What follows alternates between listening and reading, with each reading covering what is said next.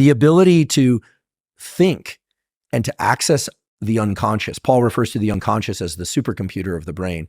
For the unconscious mind and the conscious mind are always in a dialogue. But here's the theory, here's the hypothesis, that when we bring our body into states of stillness in REM sleep, in these deliberate states that I just described, that these other people actively engage in and have for a long time, that the unconscious mind can start to take over a larger percentage of that conversation. And we have access to new ideas, new ways of structuring thought, et cetera. And I don't think one requires psilocybin to do it, but I do think that is one avenue into it. I think in the next 2 years, you're not just going to hear about meditation, non-sleep deep rest, something I'm a big fan of, yoga nidra, hypnosis, but also body still, mind active states to access different aspects of our unconscious and cognition. That when we sit and we're just scrolling, yeah, we're more or less body still, mind active, but guess what? None of it's coming from within.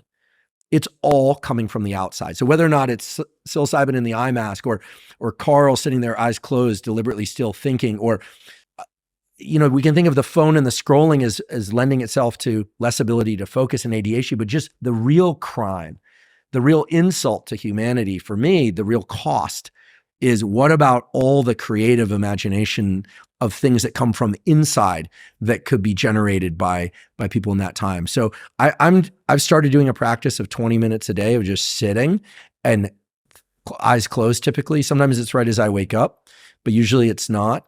And just trying to think about certain topics and hold those topics in a kind of a linear way, or sometimes just letting stuff geyser up.